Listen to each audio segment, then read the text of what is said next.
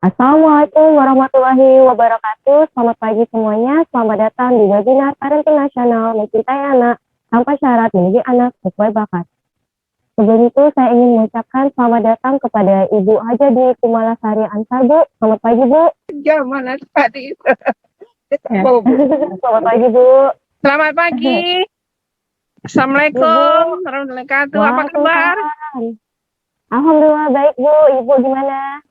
Ya, alhamdulillah baik, sehat. Alhamdulillah. Bu, sebelum acara ini dimulai, saya nak berpantun sedikit, boleh?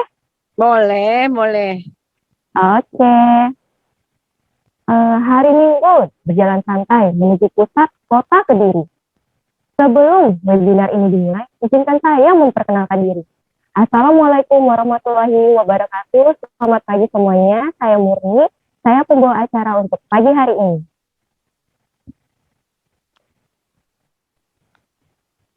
Yang kami hormati Ibu Hajadi Kumalasari Ansar, Ketua Tim Penggerak PKK Provinsi Kepulauan Riau.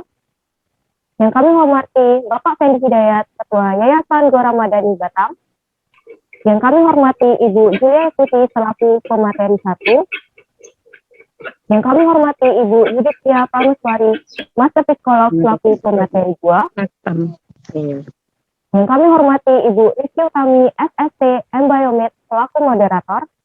Dan yang kami banggakan seluruh peserta webinar pagi hari ini. Baiklah, seluruh peserta, marilah kita menyanyikan lagu Indonesia Raya. Nih, dia punya meeting. Ibu kasih gitu.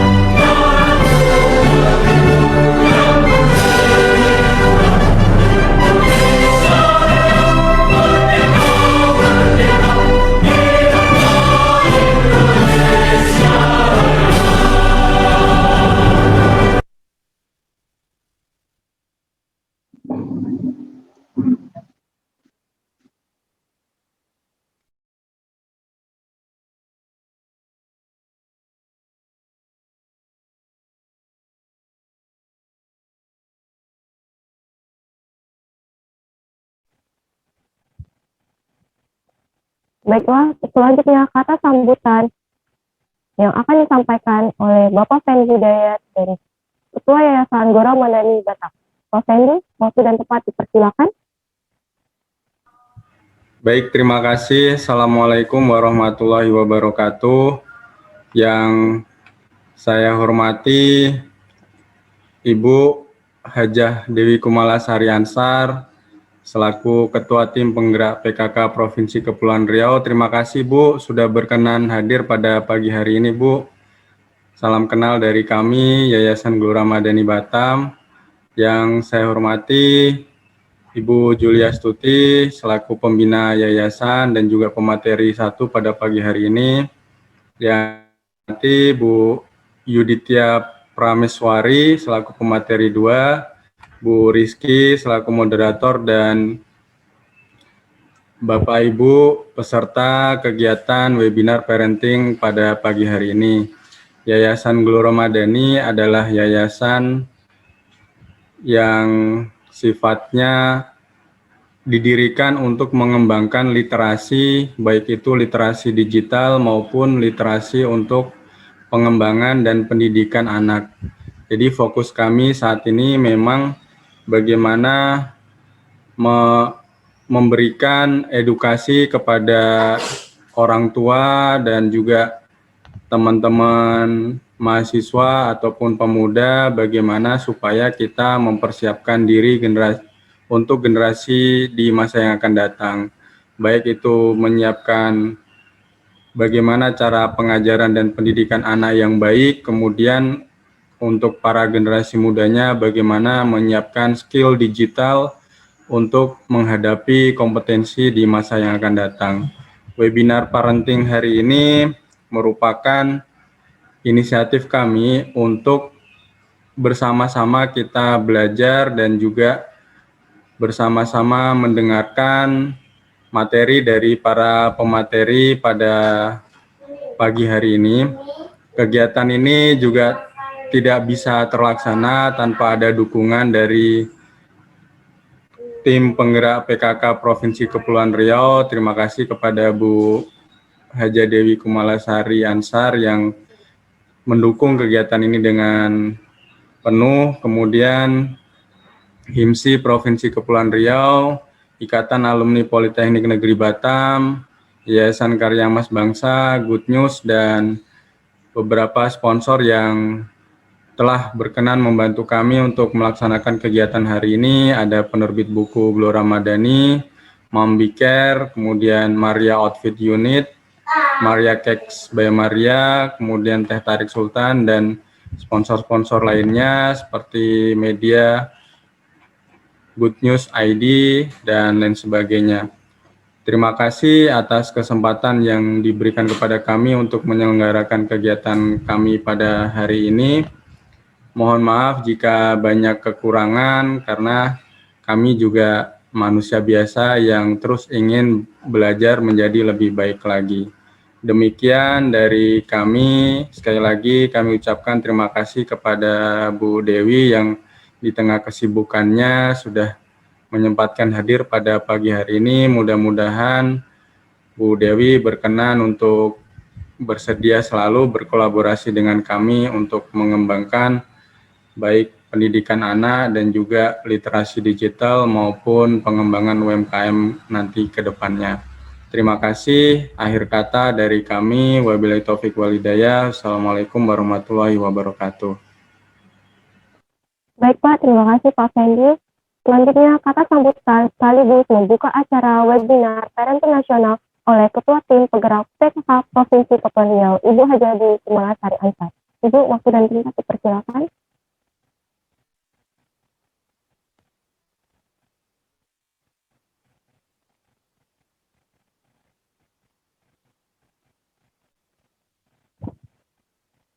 Izin Bu, speakernya masih mati Bu.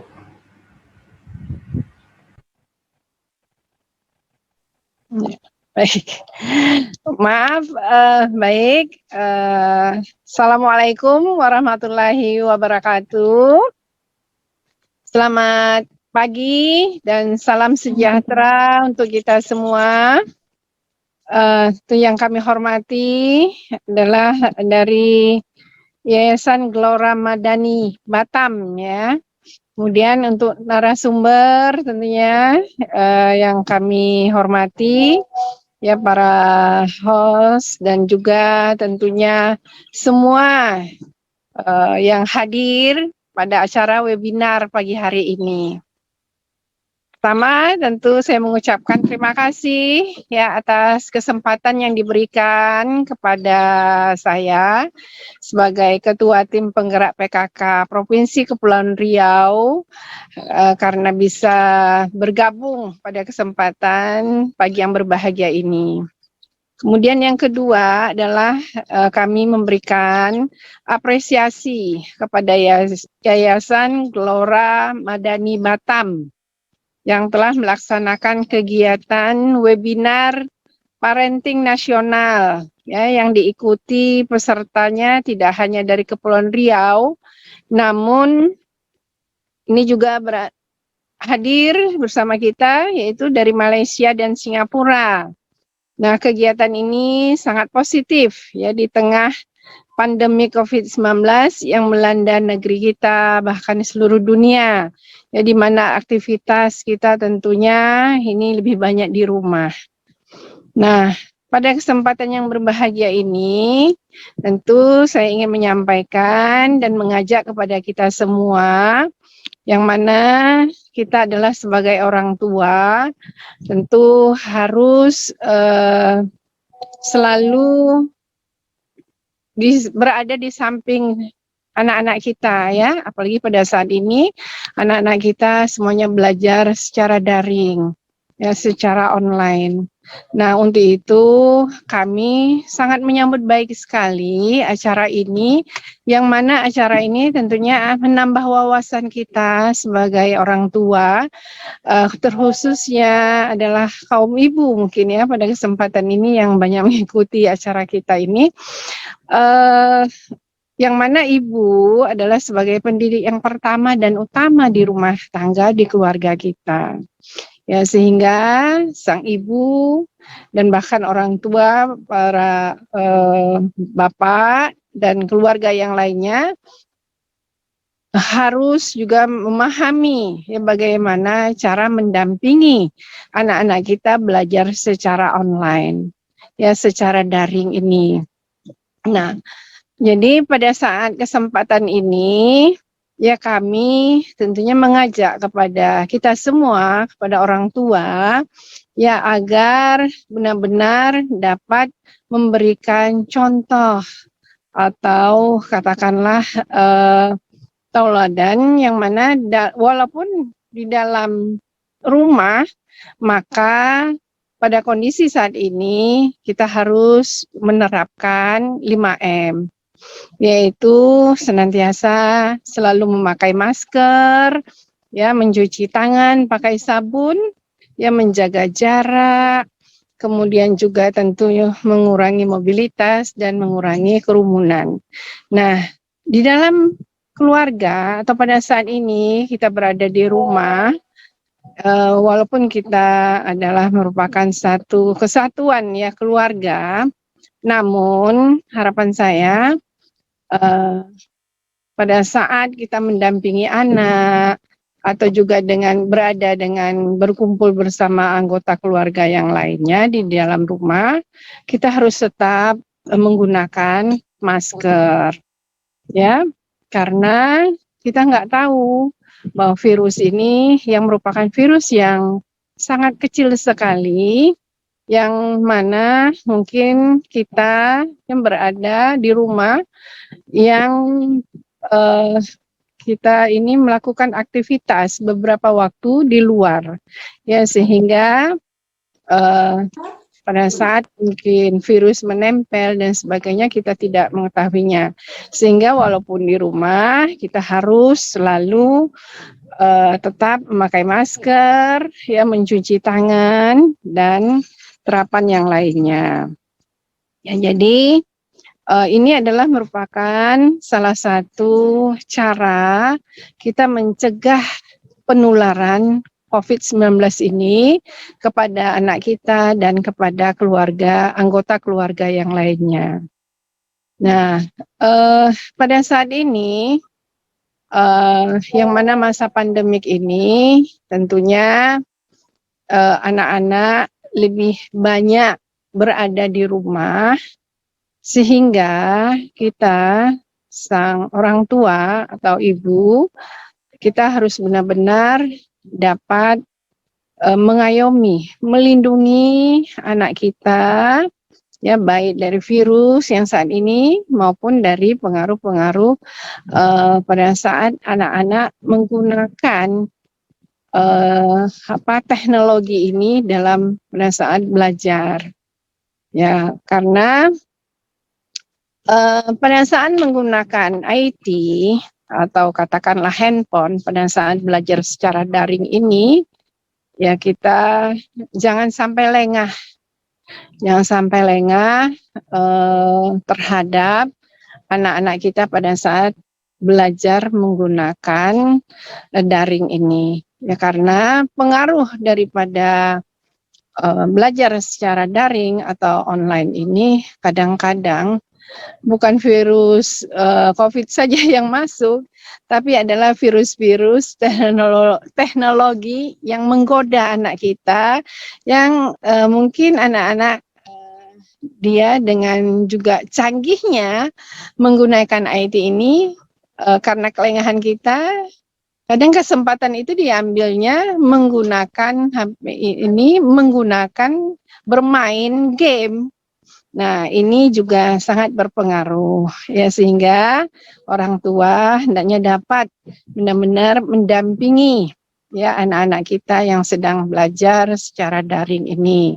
Ya, karena kita ketahui anak kita ini adalah merupakan aset kita, ya, modal kita, investasi kita para keluarga, para orang tua, dengan harapan nantinya beliau, anak-anak itu hendaknya dapat tumbuh kembang menjadi anak-anak yang benar-benar anak-anak yang berkualitas, anak-anak yang berakhlak, ya, sesuai dengan harapan kita sebagai orang tua, menginginkan anak kita menjadi anak-anak yang menjadi kebanggaan di keluarga kita. Nah, anak ini tentunya dia ada berbagai golongan. Ya, yang dikatakan anak itu anak dari usia 0 sampai 18 tahun. Sehingga kita benar-benar harus dapat memberikan perhatian yang sangat ekstra. Ya, terkhusus anak usia dini, mungkin saat ini juga orang tua harus sangat berperan sekali pada saat belajar secara daring ini, ya, karena kita tahu anak usia dini ini sangat memerlukan ya pendampingan baik itu dari segi pengetahuan maupun juga tanpa disadari anak-anak usia dini ini dia memerlukan pengetahuan yang lainnya yang memang harus dia mengetahuinya. Tentu ini didampingi oleh orang tua. Ya, sehingga pada masa pandemi COVID-19 ini ya orang tua ya benar-benar harus samping pada anak-anak kita. Nah, mudah-mudahan dengan pendampingan kita ini anak ini benar-benar itu menjadi anak yang hebat, ya. Jadi anak yang hebat itu lahir bukan karena dari dia orang kaya atau juga golongan yang tidak mampu, tapi anak yang hebat itu tentunya anak yang lahir dari orang tua yang dapat memberikan pendidikan yang terbaik bagi anaknya, ya, dapat memberikan perlindungan kepada anaknya, ya. Jadi hendaknya kita semua harus bersyukur pada masa ini, ya, kita ambil hikmahnya saja, karena pada masa ini kita sebagai orang tua ya benar-benar dapat bisa berkumpul dengan anak-anak 100% ya, kita mendampingi anak kita itu. Nah, jadi saya kira mungkin demikian untuk menjadi perhatian bagi kita semua. Ya, sehingga webinar ini ya kita doa agar sangat bermanfaat bagi kita semua. Ya, jadi Bapak, Ibu, peserta webinar dengan mengucapkan Bismillahirrahmanirrahim, webinar parenting nasional dengan tema mencintai tanpa syarat, mendidik anak sesuai bakat secara resmi dibuka. Ya, semoga kegiatan ini bermanfaat dan dapat diikuti dengan baik untuk kita semua. Ya, jadi Bapak, Ibu, hadirin yang berbahagia, Saya kira demikianlah beberapa hal yang tentunya dapat saya sampaikan. Nah, untuk berkenaan dengan kolaborasi antara yayasan ini nantinya bersama PKK, ya besar harapan saya juga ya kita bisa bersama-sama tentunya membuat program-program yang nantinya dapat kita tuangkan ke masyarakat, ya. Untuk itu saya tutup dengan satu bait pantun juga. Sungguh cantik si bunga melati ditanam orang di hari Jumat. Webinar parenting kita ikuti, anak terlindungi, Indonesia hebat. Nah, jadi saya kira demikian Bapak Ibu, sekali lagi terima kasih. Semoga apa yang kita lakukan ini, kita usahakan ini selalu mendapat ridho daripada Allah Subhanahu wa taala. Jadi saya tutup dengan salam bahagia, billahi taufik wal hidayah. Wassalamualaikum warahmatullahi wabarakatuh. Baik, terima kasih banyak Ibu. Baik, selanjutnya doa yang akan dipandu oleh Ustadz Pramono Hadi. Ustadz, dipersilakan Pak.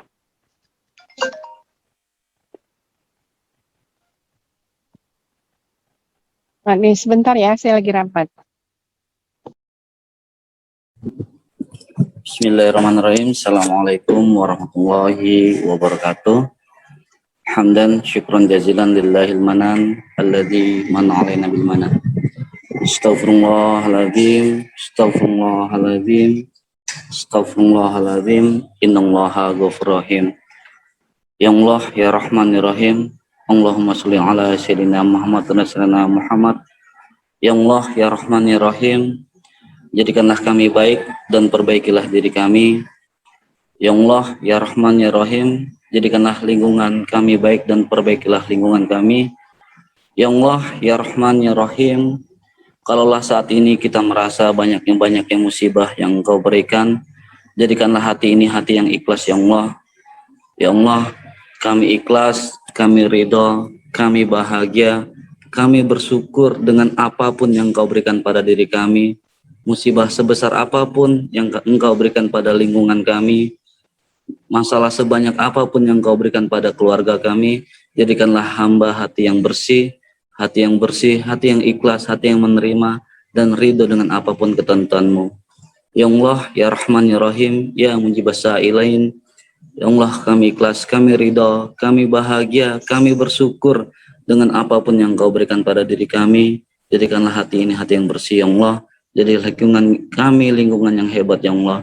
Jadikanlah keluarga kami keluarga yang menjadi contoh bagi keluarga-keluarga lainnya.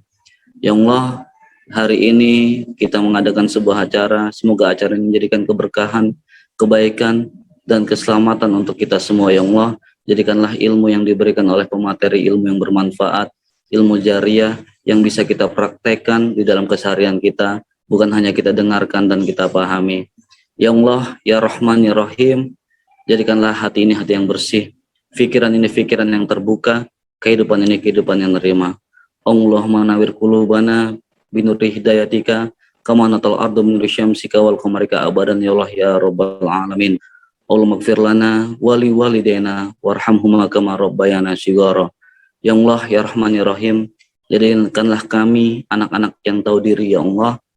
Jadikanlah kami anak-anak yang memperhatikan dan membanggakan bagi orang tua kami, ya Allah. Ya Allah, jadikanlah anak-anak kami anak-anak yang bukan hanya sekedar pintar, tetapi anak-anak yang peduli terhadap lingkungan, peduli terhadap masyarakat, peduli terhadap umat. Ya Allah, ya Rahman, ya Rahim, berkailah acara ini, jadikanlah kami bisa mempraktekkan ilmu yang kami dapatkan di dalam acara ini untuk kemaslahatan. Rabbana atina fid dunya hasanah wa fil akhirati hasanah wa qina azabannar. Subhana rabbil izzati amma yasifun wa salamun mursalin walhamdulillahi rabbil alamin. Al-Fatihah. A'udzu billahi minasyaitonir rajim. Bismillahirrahmanirrahim. Alhamdulillahi rabbil alamin. Ar-Rahmanir Rahim Maliki Yaumiddin. Iyyaka na'budu wa iyyaka nasta'in. Ihdinas siratal mustaqim. صراط الذين أنعمت عليهم غير المغضوب عليهم ولا الضالين آمين. Assalamualaikum warahmatullahi wabarakatuh. Baik, terima kasih Pak Ustadz. Mungkin sebelum break kita bisa foto bersama. Untuk para peserta bisa di on cam-nya untuk foto bersama.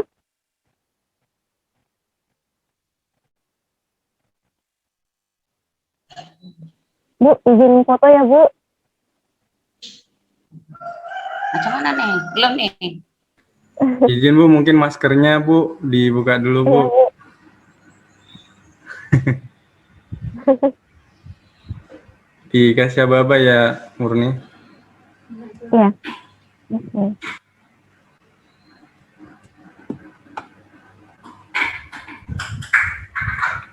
Oke. Jadi 1, 2, 3. Oke. Sekali lagi.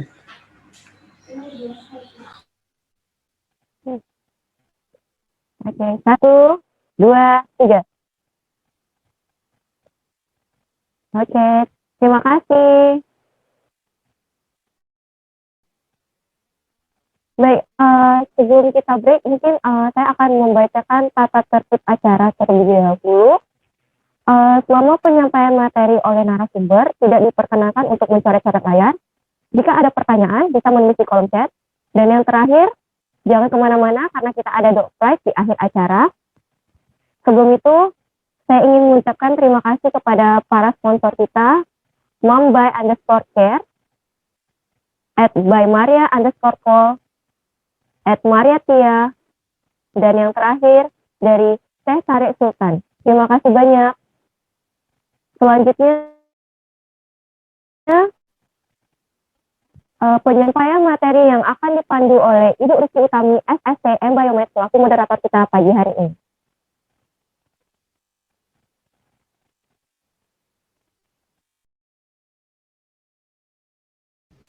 Baik, terima kasih Mbak Murni atas kesempatannya.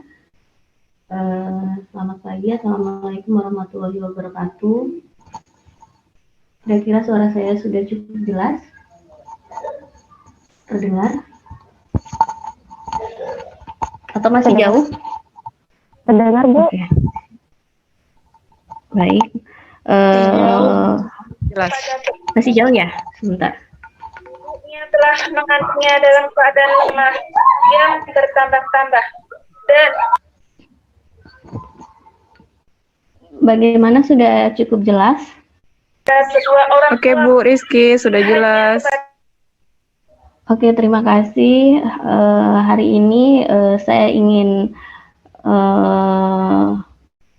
mendampingi atau istilahnya kali ini saya menjadi moderator untuk seminar kali ini. Jadi untuk narasumber pertama kita adalah Mbak Juli ya. Biasa saya manggilnya Mbak Juli gitu. Jadi karena kalau dipanggil Ibu sepertinya masih terlalu muda ya Mbak ya. Sedikit sebelum saya Mbak Juli memaparkan materinya, saya ingin membacakan CV beliau. Beliau, nama kepanjangan beliau adalah Juli Yastuti. Kemudian beliau tinggal di Villa Pesona Astri, Batam Center, dan sekarang aktif menjadi blog writer ya. Kemudian juga pengarang buku Mencintai Tanpa Syarat yang mungkin sudah sebagian dari kita membacanya. Kemudian beliau juga sebagai sosial media ya, administrator. Kemudian juga ibu rumah tangga ya, kita semua ibu rumah tangga di sini. Kemudian juga sebagai kayaknya influencer deh ya. Kalau menurut saya itu memang di CV-nya nggak ada, tapi kalau menurut saya beliau sudah termasuk influencer, terutama bagi emak-emak muda seperti kita-kita ini. Mungkin karena ini seminarnya adalah tentang terkait parenting, mungkin kita santai aja karena akan membahas terkait dengan anak-anak. Jadi tidak seperti seminar ilmiah ya, walaupun ada ilmiahnya sedikit begitu.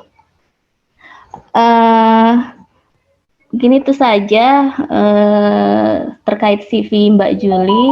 Monggo Mbak Juli silahkan untuk materi kali ini terkait dengan mencintai tanpa syarat. Baik, terima kasih Mbak Rizky. Suaranya jelas. Terima kasih Mbak Rizky. Saya juga biasanya manggilnya Mbak, bukan Ibu. Jadi kita santai aja, kita manggilnya Mbak aja ya. Baik, Assalamualaikum warahmatullahi wabarakatuh. Terima kasih kepada para peserta yang sudah bergabung. Tapi pertama-tama ingin saya ucapkan dulu dengan hormat, terima kasih kepada Ibu Hajah Dewi Kumalasari Ansar yang tadi sudah membuka acara ini. Kemudian terima kasih kepada Bapak Ketua Yayasan kita, Bapak Fendi Hidayat. Kemudian ada Mbak Yudi, terima kasih. Kemudian terima kasih juga kepada Rizky selaku moderator acara ini. Terima kasih juga kepada Mbak Nur Murni yang sudah bersedia menjadi pembawa acara webinar hari ini. Dan kepada seluruh yang saya banggakan, terima kasih kepada para peserta. Peserta kita di sini bukan hanya dari Batam, juga ada dari luar Batam. Bukan juga hanya dari Indonesia, juga ada yang dari luar Indonesia, dari Malaysia, dan dari Singapura. Terima kasih banyak. Senang sekali rasanya kita bisa berkumpul di webinar ini, meskipun kita terpisah oleh jarak ya, gara-gara pandemi. Cuman saya senang di sini karena kita bisa mengadakan acara, kita bertemu secara daring tanpa masker ya, tanpa masker, jadi enak gitu. Seolah-olah kita ketemu langsung, padahal enggak ya.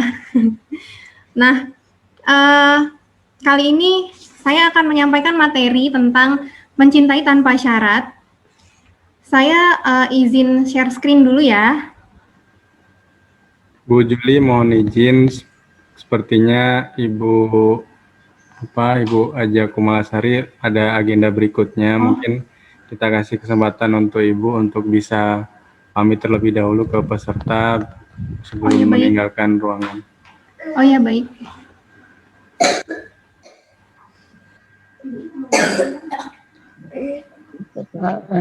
Oh ya, baik. Ya, Ibu. Bapak Ibu, terima kasih ya. Saya lagi di Lagoy, lagi acara juga. Iya. Jadi saya pamit. Ya, nanti insya Allah kita mungkin bisa daring lagi ya. Kita diskusi lagi berkenaan dengan hal-hal yang lain. Ya, terima kasih luar biasa.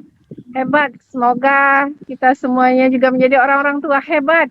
Amin. Terima kasih, Bu. Terima kasih, Ibu. Sehingga menjadi mempunyai anak yang hebat ya. Baik. Assalamualaikum warahmatullahi wabarakatuh. Waalaikumsalam warahmatullahi wabarakatuh.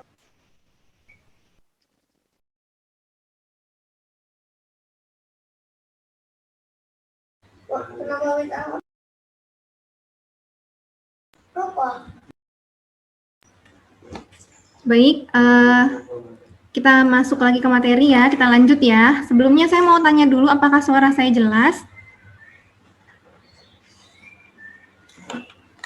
Jelas sekali. Oke, terima kasih Mbak Yudit.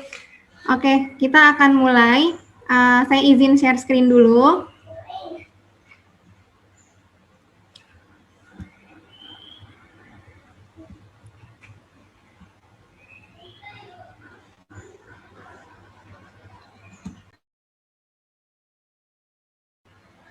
Oke, baik.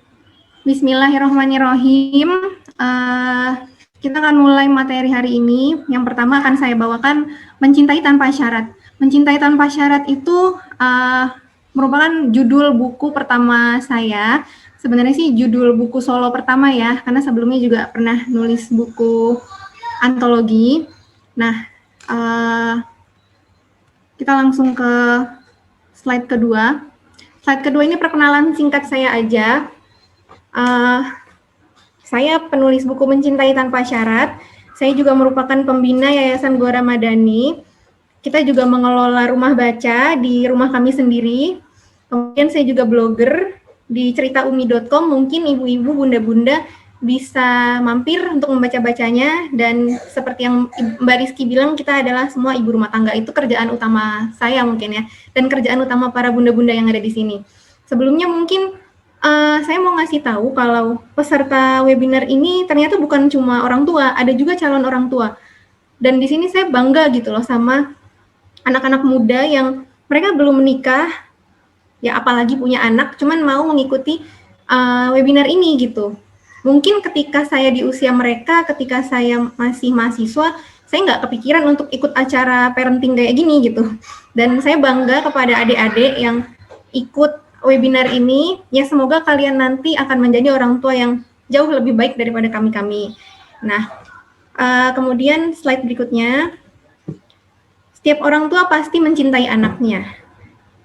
Saya rasa semua bunda-bunda pastilah mencintai anaknya ya, siapa yang enggak mencintai anaknya gitu. Seburuk apapun anaknya, sekurang apapun anaknya, bahkan sekurang apapun bundanya atau ayahnya, pasti mencintai anaknya. Mau orang tuanya itu suka marah-marah kek, atau suka atur ini itu, cuman pasti orang tua itu mencintai anaknya. Nah, mencintainya, kita mencintai mereka tuh dengan syarat atau tidak gitu, maksudnya kadang tanpa disengaja kita tuh ternyata mencintai mereka dengan rentetan syarat gitu, tanpa disengaja gitu ya. Karena kalau kita ditanya, kita jawab pasti, ya enggak lah, kita pasti mencintai mereka tanpa syarat gitu. Cuman tanpa sadar, mungkin kita sebenarnya mencintai mereka dengan syarat gitu. Nah, nanti kita akan bahas. Di bawah ini ada kutipan yang saya tulis sendiri, dan ini kata-kata yang saya ucapkan sendiri ketika saya dinyatakan hamil pertama kali. Itu sekitar hampir 8 tahun yang lalu, saya melahirkan anak saya yang pertama. Saya jatuh cinta pertama kalinya, bahkan sebelum adanya pandangan pertama, itu sama anak saya yang pertama gitu. Secinta itu kita seorang ibu dengan anaknya gitu. Bahkan kita belum melihat wajah mereka seperti apa, wajahnya seperti apa. Bahkan mereka belum dalam bentuk sosok manusia, malah masih masih sebuah gumpalan darah. Tapi kita udah mencintai mereka. Kenapa kita mencintai mereka? Iya, kita menjaga kandungan kita dengan baik, kita menjaga makanan kita memeriksa mereka secara berkala ke dokter karena kita tidak mau mereka kenapa-napa. Itu kan salah satu bentuk cinta gitu ya. Nah, seiring berjalannya waktu, kehamilan pun makin besar, kita semakin menyayangi mereka, apalagi ketika adanya tendangan pertama, gerakan pertama bayi, pasti wah, Masya Allah, kita sayang banget sama anak ini gitu. Saya cinta banget sama anak saya gitu, walaupun saya belum bertemu gitu. Terus anak itu lahir, kemudian anak itu besar, tumbuh. Mungkin ketika anak lahir udah tumbuh, udah bisa jalan, udah makan, dan mungkin udah masuk sekolah dan lain-lain gitu. Mungkin kita akan muncul yang namanya ekspektasi. Ekspektasi ini kayaknya wajar ya. Semua manusia pasti pernah berekspektasi, entah itu berekspektasi dengan teman, saudara, pasangan, termasuk dengan anak juga nih. Kita semua tahu ekspektasi kalau udah kita buat, ekspektasi itu konsekuensinya apa? Ya kecewa gitu. Seperti gambar yang di bawah ini, ekspektasi kita tuh lurus-lurus aja. Tapi realitanya apa? Realitanya berliku, kusut kemana-mana gitu. Sama kayak ekspektasi. Misalnya nih, anak kita baru lahir, ekspektasi kita aku akan ngasih dia ASI. 6 bulan pertama pokoknya harus ASI. Ekspektasi itu. Tapi ternyata realitanya, ngasih ASI itu nggak semudah itu gitu. Terus ketika kita dikasih ujian, kalau kita nggak bisa selancar itu ngasih ASI, kita apa? Kita kecewa. Bisa jadi kecewa kepada diri sendiri, mungkin juga ada rasa kecewa pada anak. Kenapa dia nggak bisa ASI sih, anak lain bisa ASI? Kadang tanpa sadar kita memikirkan itu gitu, padahal kan nggak harus seharusnya gitu. Ibu-ibu akhirnya ngasih alternatif berupa susu formula. Nah, dia kecewa lagi. Kenapa aku kasih susu formula, bukan ngasih ASI? Aku bukan ibu yang baik. Ada yang berpikir seperti itu, padahal kan enggak juga. Ibu-ibu yang ngasih susu formula ya bukan berarti dia bukan ibu yang baik gitu. Dia ibu yang baik, dia ngasih sesuatu yang terbaik untuk anaknya gitu. Bukan berarti dia tidak mencintai anaknya kan gitu. Jadi kadang pandangan-pandangan orang yang membuat ibu kecewa sama dirinya sendiri atau bahkan anaknya, dan ibu merasa dia bukan jadi ibu yang baik, dia merasa bukan menjadi ibu yang mencintai anaknya dengan sepenuh hati layaknya ibu-ibu lain. Itu nggak boleh gitu. Jadi kita harus yakin sama perasaan kita cinta sama anak kita gitu. Walaupun anak kita tidak seperti ekspektasi, tidak seperti anak-anak lain yang mungkin ASI-nya lancar atau makannya lancar atau mereka belajar dengan mudah, gampang menangkap pelajaran dengan mudah, sedangkan anak kita tidak. Bukan berarti kita gagal gitu. Nah, kalau misalnya ibu-ibu nih udah tercimpung dalam ekspektasi dan kemudian terpenjara dalam rasa kecewa, kita harus hati-hati nih dengan lisan. Lisan ibu itu benar-benar sangat berbahaya sih. Sebenarnya di buku saya ini itu isinya curahan hati, terus juga ada saya belajar dengan ibu-ibu hebat lainnya gitu, yang saya kan otodidak ya jadi ibu. Kayaknya kita semua otodidak ya jadi ibu, nggak pernah ya ada di kampus atau di SMA kita belajar jadi ibu tuh nggak pernah ada gitu. Jadi kita semua otodidak. Nah, ketika saya belajar dengan komunitas A, komunitas B, dengan ibu A, dengan ibu B, itu saya tulis juga di buku ini. Jadi ketika saya mendapatkan sebuah ilmu, saya share juga di buku ini dengan harapan teman-teman lain, ibu-ibu lain itu juga bisa baca, supaya teman-teman lain, ibu-ibu lain tidak melakukan kesalahan yang mungkin saya lakukan gitu. Karena yang saya tulis ini kan pertama itu berbasis kesalahan saya atau kurangan saya, kemudian saya belajar, kemudian saya tulis gitu. Nah, hati-hati dengan lisan ini ketika ibu-ibu kecewa.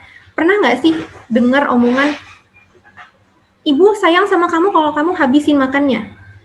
Ibu nggak mau sayang sama kamu kalau nilai kamu masih begini gitu.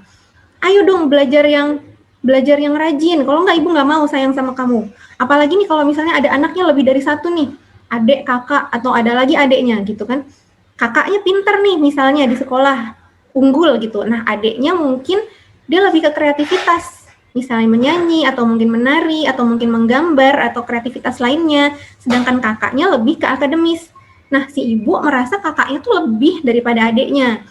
Nah akhirnya mengucapkan kata-kata, lihat dong kakakmu tuh pintar gitu. Kamu harus kayak kakak dong. Itu jangan sampai ada perbandingan, karena tiap anak-anak itu kan punya kepintaran beda-beda, dan kepintaran itu bukan hanya soal akademik. Apalagi untuk anak-anak yang usianya masih di bawah 7 tahun, apalagi balita, itu mereka belum harus pintar, tapi harus bahagia dulu gitu. Karena pintar dan akademik itu bisa dikejar dan bisa dikejar seiring waktunya ketika dia siap. Tapi kalau bahagia, ya itu nggak bisa didapat di buku, nggak bisa didapat di sekolah misalnya dengan guru. Kebahagiaan yang pertama kali ingin mereka dapat itu ya dari orang tua gitu. Jangan sampai kita nih garda terdepan yang pantas atau yang harus memberikan kasih sayang dan cinta kepada mereka, tapi malah kita yang mengecewakan mereka atau melukai hati mereka. Oke, ibunya bilang, saya bilang begitu supaya mereka termotivasi, supaya mereka lebih rajin belajar. Bukan gitu. Kalau motivasi, oke lah, ibunya menganggap saya membandingkan dia dengan adiknya supaya dia termotivasi, biar dia bisa mengikuti jejak saudaranya misalnya gitu. Mungkin menurut ibu, menurut pandangan ibu, iya itu motivasi. Tapi menurut anak, itu udah melukai hati gitu. Anak-anak itu pengen diterima perasaannya, pengen diterima dirinya, karena mereka tidak bisa disamakan gitu. Anak yang pertama hebat dalam akademisi, misalnya akademik gitu. Nah, kalau yang kedua lebih ke kreativitas, ya udah itulah kepintaran mereka masing-masing dan tidak bisa dibedakan sama sekali. Makanya ibu-ibu harus menjaga lisannya, termasuk saya sih gitu. Kita kan sama-sama belajar ya. Jadi saya mengucapkan ini bukan berarti saya udah sempurna ya gitu. Saya juga banyak salah, makanya saya mengabadikan tulisan saya di buku Mencintai Tanpa Syarat dengan harapan saya anak saya namanya Aal dan Maryam. Aal, Maryam nanti kalau udah besar kalian bisa baca buku ini gitu. Gimana Umi mengasuh kalian, mendidik kalian ya dengan banyak salah gitu. Akhirnya Umi belajar karena Umi nggak pernah sebelumnya belajar menjadi ibu. Umi dulu belajarnya akuntansi, nggak ada belajar gimana cara mendidik anak tuh nggak ada gitu. Nah, kemudian mencintai anak tanpa syarat itu memberi tanpa mengharap kembali. Kayaknya memberi tanpa mengharap kembali ini udah sering kita dengar ya, lagu zaman kita kecil. Nah, kayaknya nggak akan saya nyanyiin ya, karena saya nggak bisa nyanyi. Ibu itu sepanjang masa hanya memberi, tidak mengharap kembali, bagai sang surya menyinari dunia. Jadi kita kembali yuk ke lagu ini gitu. Kita kembali ke lagu lama yang udah banyak dilupakan orang-orang ini. Kalau kasih kita sepanjang masa, kita tidak berharap kembali. Kita mencintai mereka, kalaupun misalnya mereka kurang akademiknya, misalnya. Kalau mereka mungkin kurang aktif nih, motorik kasarnya, misalnya gitu. Ya sudah, kita tetap aja menjadi orang tua yang mencintai mereka, mendampingi mereka, mensupport mereka. Jangan malah kita pula yang menjadi orang yang melukai mereka gitu. Nah, tak harap kembali. Ini kalau menurut saya pribadi ya, saya tidak mau memasang mindset saya membesarkan anak-anak untuk mereka balas ketika mereka dewasa nanti gitu. Saya hanya ingin memberikan semaksimal mungkin upaya saya, usaha saya menjadi ibu yang terbaik, orang tua yang terbaik, memberikan kasih sayang, memberikan waktu kepada mereka. Soal nanti ketika mereka udah dewasa, mereka mau merawat saya ketika tua, itu saya rasa mereka udah punya jawabannya masing-masing dalam hati mereka gitu. Nah, makanya untuk seluruh ibu, baik itu ibu rumah tangga atau ibu pekerja itu kan ibu rumah tangga juga ya gitu.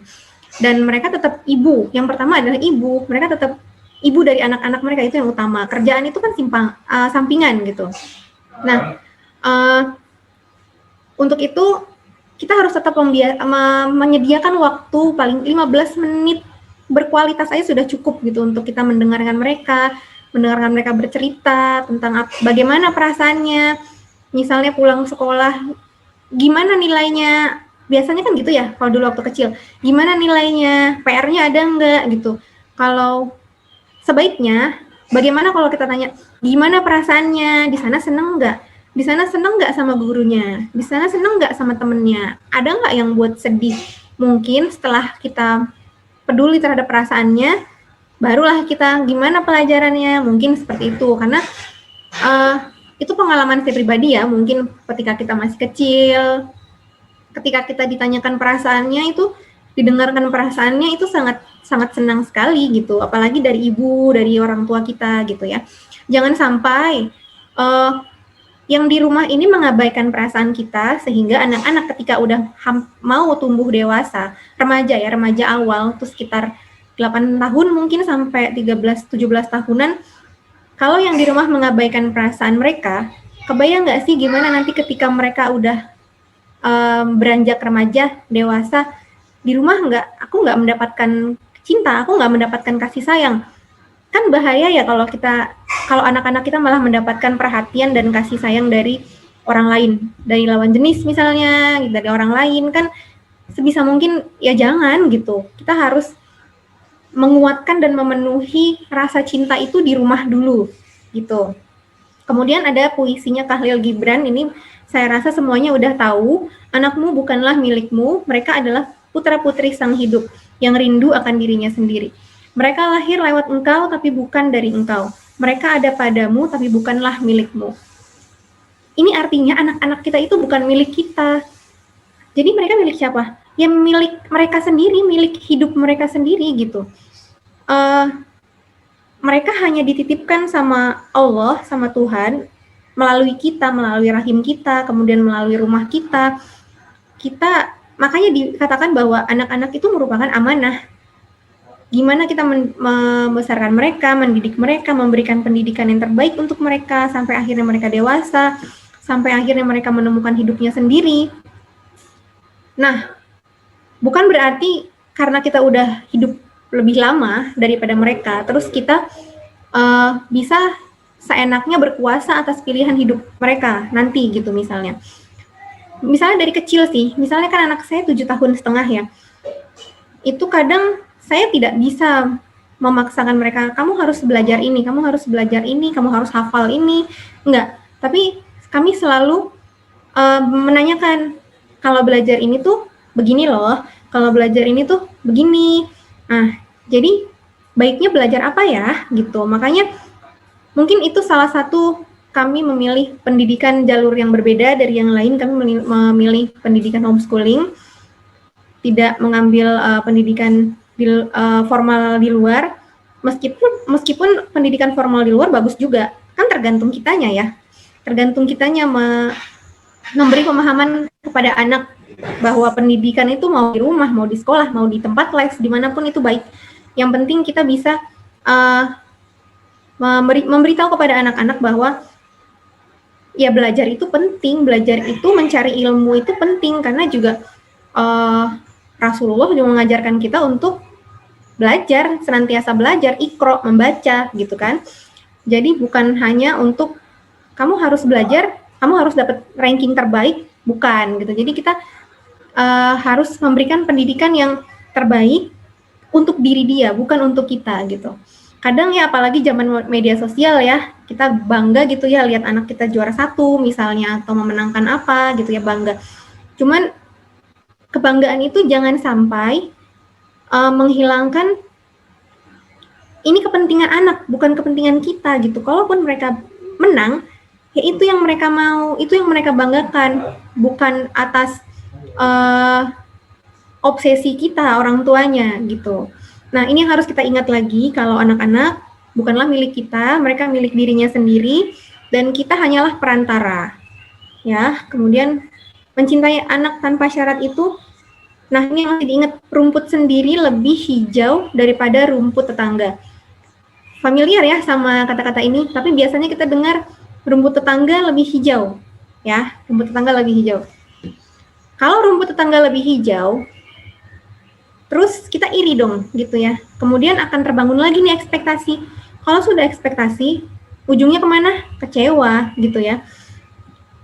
Sekarang itu tetangga, makna tetangga ini bukan lagi orang yang dekat rumah kita, bukan. Tapi orang yang ada di akun sosial media kita juga termasuk tetangga ya sekarang. Misalnya kita lihat Instastory, wah anaknya udah bisa baca nih, anaknya rajin banget, anaknya hebat banget, udah bisa pakai sepeda roda 2 umur 3 tahun, umur 4 tahun. Terus kita apa? Kita iri, anakku kok belum sih gitu ya. Kemudian kita sudah ekspektasi, abang ayo dong kamu harus belajar ini. Masa dalam hati kita, anaknya ibu ini sama umurnya tapi anak kita belum bisa gitu kan. Akhirnya kita nanti kita akan kecewa sendiri sama anak kita. Kemudian anak kita juga akan merasa tidak diterima, dan buruknya juga merasa tidak dicintai kan gitu. Itulah makanya kita harus sebagai ibu juga harus bijak menggunakan sosial media. Kita tidak bisa mengatur orang-orang yang ada di sosial media untuk membagikan kehidupan mereka di sosial media. Kita tidak bisa mengatur gitu, terserah, karena itu sosial media mereka, itu kebebasan setiap orang. Cuman kita harus mengatur diri kita sendiri, hati kita sendiri, untuk tidak menganggap rumput tetangga itu lebih hijau. Kita harus tetap menganggap bahwa rumput kita sendiri itu lebih hijau daripada rumput tetangga, bahkan berbunga. Siapa yang lihat? Mereka nggak lihat, cuma kita yang lihat. Kan kita nggak membagikan seluruh kehidupan kita ke media sosial kan? Paling cuma 15 detik Instastory, atau cuma di satu foto feed Instagram, atau mungkin cuma 30 detik video di Instagram. Itu kan nggak seluruhnya. Sama seperti orang-orang, misalnya anaknya udah hebat nih, bahasa Inggrisnya udah hebat nih, bacanya udah hebat nih, gerakan motorik kasarnya misalnya gitu, wah udah bisa pakai sepeda roda 2 di usia 4 tahun gitu kan. Cuman kita kan nggak lihat kekurangannya yang lain, mungkin ada, dan kita tidak melihat kelebihan anak kita yang lain, kita tidak melihat rumput kita sendiri gitu. Lebih baik ya udah kalau misalnya kita melihat di sosial media, oh anak si A hebat gitu, alhamdulillah masya Allah, sudah anak kita juga hebat gitu kan ya, lebih baik gitu. Nah berlanjut ke sini, itu tiap anak lahir membawa keunikannya masing-masing. Anak ibu A, dia motorik kasarnya tuh hebat banget, tapi dia belum bisa baca, ya udah nggak apa-apa gitu. Fokus aja sama kelebihannya. Kita syukuri anak kita, kemudian kita fokus sama kelebihannya, terus dukung minat dan bakatnya. Tiap anak kan beda-beda ya. Bahkan anak yang satu rahim aja itu beda, ya kan? Kita punya anak dua, anak pertama dan anak kedua itu bisa beda. Dan nggak harus anak kedua itu harus sama anak pertama tuh nggak harus, apalagi anak orang yang jelas rahimnya berbeda gitu kan ya. Nah jadi lebih baik kita syukuri. Syukur ini kayaknya yang pertama kali harus kita lakuin ya gitu. Kenapa? Karena untuk punya anak aja nggak semudah itu bagi orang lain gitu. Orang lain bertahun-tahun menunggu anaknya, bahkan belum dikasih juga sampai sekarang gitu. Kita, alhamdulillah kita sudah punya anak, kita syukuri itu dulu satu. Kemudian kita fokus kepada kelebihannya. Kalau misalnya anak kita lebih unggul di motorik kasarnya, ya mungkin di situ letak kecerdasannya. Mungkin kita bisa cari alternatif. Kira-kira kalau anak saya motorik kasarnya begini, itu cocoknya belajarnya apa ya? Mungkin ke arah minat dan bakatnya apa ya? Mungkin nanti itu bisa dibahas oleh pemateri kedua. Dan kita cukup tidak perlu melihat kelebihan anak lain. Kelebihan anak lain ya Masya Allah, Alhamdulillah gitu. Anak kita juga punya kelebihan. Itu aja intinya. Jadi dengan begitu kita jadi nggak stres, kita jadi nggak kepikiran, kita juga jadi nggak menuntut atau memasang ekspektasi tinggi terhadap anak kita yang berujung pada kecewa, kemudian anak juga akan sedih. Kita menghindari hal itu. Karena kita mencintai tanpa syarat, itu mencintai tanpa tapi. Terima kasih, mungkin itu aja materi yang bisa saya sampaikan. Nanti kalau misalnya ada yang ingin didiskusikan, bisa nanti saat tanya jawab. Ini adalah kontak saya, mungkin ibu-ibu, bunda-bunda, teman-teman bisa save. Di sini ada WA saya, kemudian ada Instagram saya, ada Facebook, dan juga ada blog. Dan ini juga ada buku saya, Mencintai Tanpa Syarat. Kalau misalnya ada yang berminat, itu masih ada beberapa stok di saya. Nanti bisa hubungi saya langsung atau menghubungi narahubung webinar hari ini. Berikutnya mungkin akan saya kembalikan lagi kepada moderator, Mbak Rizky. Baik, terima kasih Mbak Juli. Sungguh luar biasa materi yang telah disampaikan ya. Baik, sebelum kita masuk ke sesi tanya jawab, kita break dulu ya. Kita break sedikit, kita ada sedikit penyampaian dari sponsor. Tolong ini ditampilkan. Baik, kami ucapkan terima kasih kepada pihak-pihak yang telah mendukung pelaksanaan kegiatan ini, yaitu PKK Provinsi Kepri, kemudian Yayasan Gelora Madani Batam, dan Himpunan Psikologi Indonesia Provinsi Kepri, serta Yayasan Karya Mas Bangsa, dan Ikatan Alumni Politeknik Negeri Batam, serta goodnews.id. Itu kemudian disponsori oleh penerbit buku Yayasan Gelora Madani Batam, kemudian Mombicare, kemudian slide Outfit Unit by Maria. Di sini ada kontak personnya. Kemudian Mariam Cake by Maria. Yummy dessert for your tummy. Bisa hubungi. Kita nanti lapar. Kemudian ada Teh Tarik Sultan by punya Anasis. Ada kontak personnya juga. Ada IG-nya juga. Yang haus silahkan bisa order langsung sambil menikmati. Mungkin itu saja sekilas sponsor dan pihak-pihak yang telah mendukung pelaksanaan kegiatan hari ini. Ini kita mau tanya jawab dulu atau nanti sekalian aja ya, Mbak Juli? Maaf. Ya, mungkin bisa nanti aja Mbak, bisa lanjut ke narasumber kedua dulu biar nanti digabung aja gitu. Oh, oke. Baik, kalau begitu kita langsung saja kita sambut pemateri kedua, yaitu Ibu Yuditia Prameswari. Beliau ini merupakan partner kerja saya di Universitas Batam ya. Beliau juga merupakan dosen program studi psikologi. Sedikit saya bacakan terkait CV beliau. Beliau selain dosen psikologi juga merupakan pengurus dari Himpunan Psikologi Indonesia (HIMSI) Provinsi Kepulauan Riau.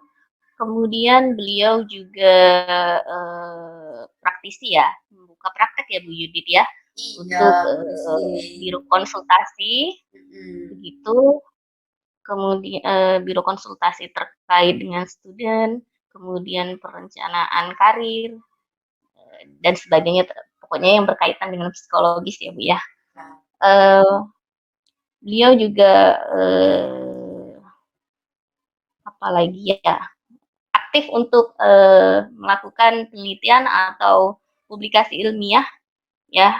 Kalau tadi Mbak Juli writer buku, kalau Bu Yudit merupakan dosen yang harus aktif melakukan publikasi ilmiah.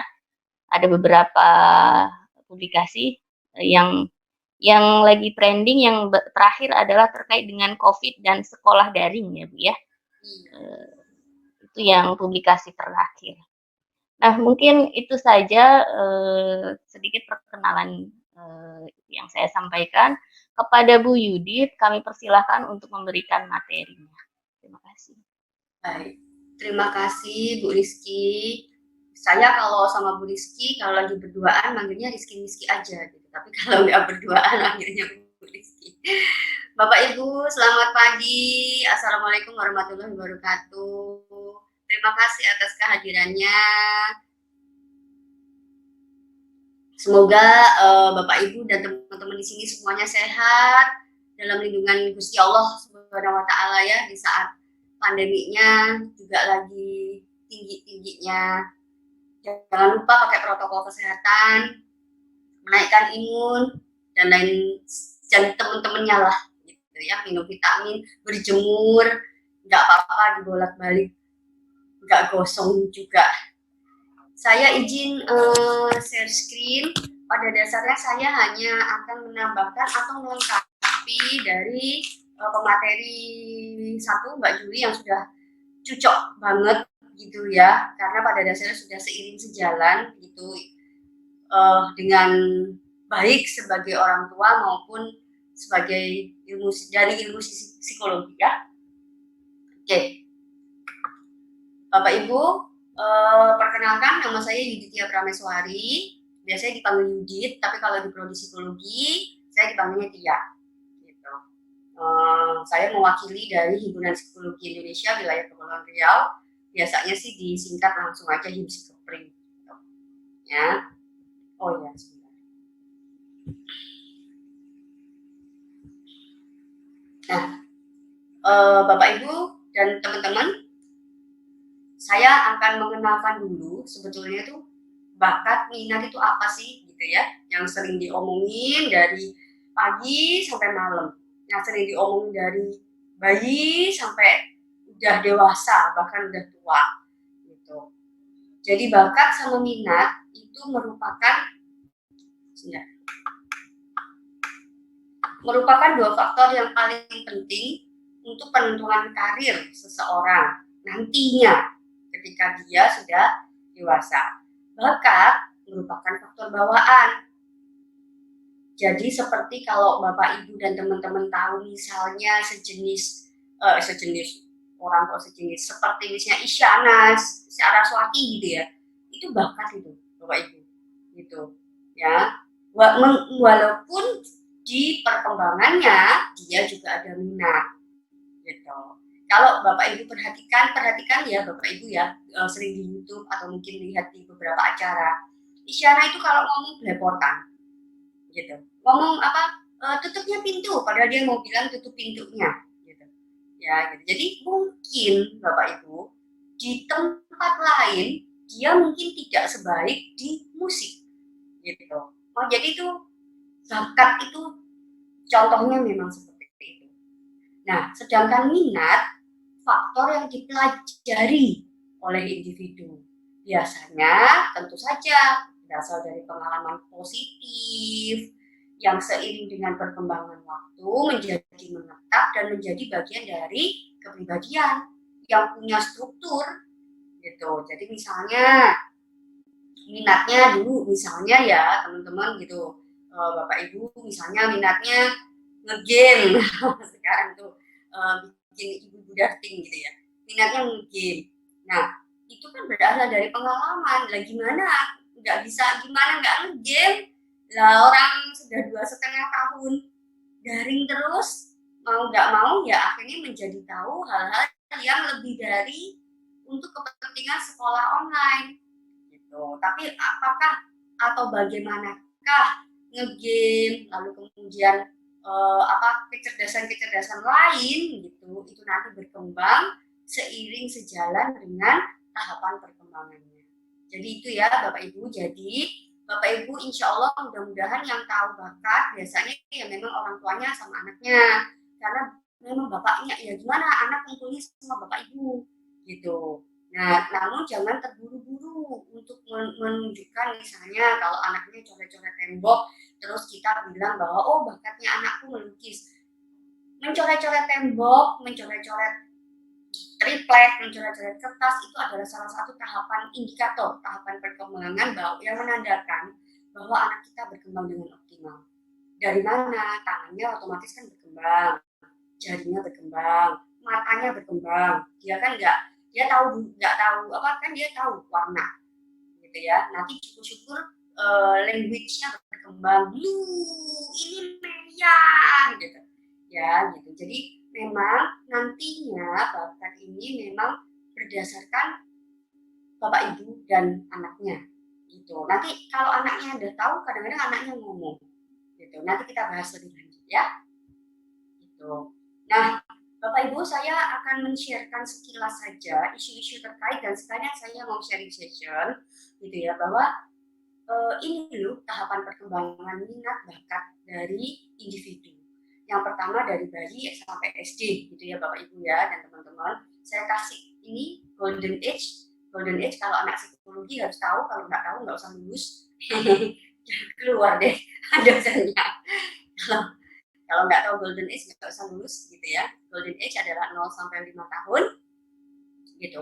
Bapak Ibu fokuskan pada eksplorasi kebutuhan untuk mengetahui, mengalami semua sumber gitu. Kayak tadi saya setuju dengan Mbak Juli bahwa kecerdasan itu nanti gitu. Amin, mudah-mudahan alhamdulillah wa syukurillah kita diberikan anak yang sehat ya Bapak Ibu ya, dikaruniai anak yang sehat, tidak kurang suatu apapun, baik dari sisi fisik, intelektual gitu ya.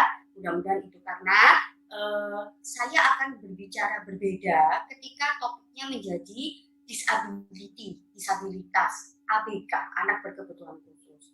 Namun hari ini kita bicara individu-individu yang ideal gitu ya Bapak Ibu ya dan teman-teman gitu. Jadi fokuskan pada nilai-nilai hidup Bapak Ibu, ajarkan nilai-nilai hidup Bapak Ibu apa, norma, moral, apa yang baik, apa yang nggak boleh, apa yang boleh gitu ya. Ajarkan berbagi, walaupun di dalam perkembangan itu kepala kita cenut-cenut, nggak mau berbagi, ini kan mobil-mobilan kakak gitu misalnya ya. Toleransi. Semua penelitian Bapak Ibu mengatakan bahwa toleransi itu sumbernya itu kita, orang tua gitu ya. Cinta kasih ke semua makhluk hidup. Jadi kalau anaknya lagi ngomong sama kucing, alhamdulillah bersyukurlah Bapak Ibu gitu ya. Kalau padahal kucingnya budek gitu ya, diajak ngomong, alhamdulillah berarti dia masih punya cinta kasih. Dia ngomong sama kupu-kupu padahal dia kupu-kupunya nyuekin dia, alhamdulillah bersyukurlah gitu. Jangan-jangan nanti anaknya Bapak Ibu ngomong sama kembang sepatu di depan, sama pot, halo pot, hai, awan, diajak ngomong alhamdulillah bersyukurlah. Itu adalah konsep cinta kasih. Ya, ajari juga kecewa itu apa, sedih itu gimana, bahagia itu apa, bisa dipercaya, ya. Nah ini saya arahkan ini untuk makin ke kanan, nanti semakin SD-nya usianya semakin gede ya Bapak Ibu. Artinya misalnya sharing juga gitu terkait dengan saya dan teman-teman saya yang memiliki anak usia yang misalnya sudah 9-10 tahun gitu ya Bapak Ibu. Saya selalu bilang yang bisa dipercaya ya, yang tahu kasarannya kakak itu betul-betul buka pelajaran atau tidak, itu cuma kakak sama Tuhan. Cuman emas sama Tuhan, cuman mbak sama Tuhan, cuman abang sama Tuhan, cuman adik sama Tuhan gitu. Karena kita kan memang nggak bisa ya Bapak Ibu mendampingi 24 jam gitu. Karena misalnya kalau misalnya saya sharing session gitu ya Bapak Ibu, ada beberapa klien gitu yang menceritakan bahwa orang tuanya pernah melihat, jadi ketika membuka laptop itu anaknya itu bisa membuka window-nya itu banyak gitu. Jadi window sebelah itu memang untuk Skype karena sekolah online. Window kedua itu memang untuk sekolah online, tapi window ketiga sampai window ke-10 itu kalau nggak nge-game, chatting, dan lain sebagainya gitu. Nah itu orang tuanya kaget gitu, dan itu nggak ngerti orang tuanya gitu, nggak ngira gitu. Makanya itu juga menjadi pembelajaran bahwa ada hal yang tidak, memang apa maksud saya gini, ada yang bisa melihat kita gitu. Ayah sama ibu nggak bisa gitu, yang bisa nilai hatimu cuma kamu. Tentu saja itu sesuai dengan tahap perkembangannya Bapak Ibu. Nggak mungkin kalau anak umur 5,5 tahun, 6,5 tahun belum bisa diajak ngomong gitu. Yang bisa kita ajak ngomong anak umur segitu adalah Allah gitu ya gitu. Susahnya Bapak Ibu yang ngajarin bahwa Allah itu ada tapi mana gitu ya Boleh dicicil ikut lomba Bapak Ibu. Sekali lagi kembali ke kanan, ini adalah sembari semakin gede ya usianya gitu. Jadi mungkin SD kelas 5, SD kelas 6. Boleh dicicil ikut lomba. Lomba apapun Bapak Ibu, tawarkan ke anaknya. Atau mungkin bacakan ke anaknya, mau nggak ikut ini gitu ya. Ikutkan webinar-webinar. Usianya di usia cukup ya Bapak Ibu. Kalau sepengalaman saya Bapak Ibu, itu ada webinar-webinar gratis yang jalan-jalan ke museum gitu. Itu gratis Bapak Ibu itu bisa 2 jam Bapak Ibu ke kampung tua misalnya kayak gitu ya, atau ke perpustakaan nasional ya, terserah anaknya Bapak Ibu. Kalau nggak suka ya jangan ke perpustakaan, ya cari kemana gitu kan ya, ke museum transportasi di Malang misalnya gitu. Lomba juga demikian gitu, ikutkan lomba-lomba. Biasanya kalau lomba menulis gitu ya Bapak Ibu, lomba dongeng, lomba gambar, itu boleh diikutkan. Karena ya memang hampir 90% kehidupan itu kan di rumah karena COVID ini ya gitu, di rumah dan di laptop, handphone gitu. Jadi bagaimana kita jadinya memanfaatkan teknologi gitu, biar teknologi yang menurut kita, bukan kita yang menurut teknologi gitu, ya. Belum lagi kalau wifi-nya unlimited ya, orang tuanya mampu menyediakan itu misalnya. Lalu kemudian kita ke SMP ya Bapak Ibu. SMP pertimbangkan usianya Bapak Ibu, ada beberapa yang sudah akhir balik ya di usia ini. Jalin relasi harmonis dengan sekolah, guru, teman-teman untuk mengetahui program-program pendidikan. Gitu, karena SMP ini Bapak Ibu sudah kompetisinya juga sudah ada gitu. Jadi misalnya mungkin ada program lomba apa, atau misalnya program pendampingan apa, dan lain sebagainya. Contoh ya Bapak Ibu, saya kan relawan Satgas COVID online ya gitu.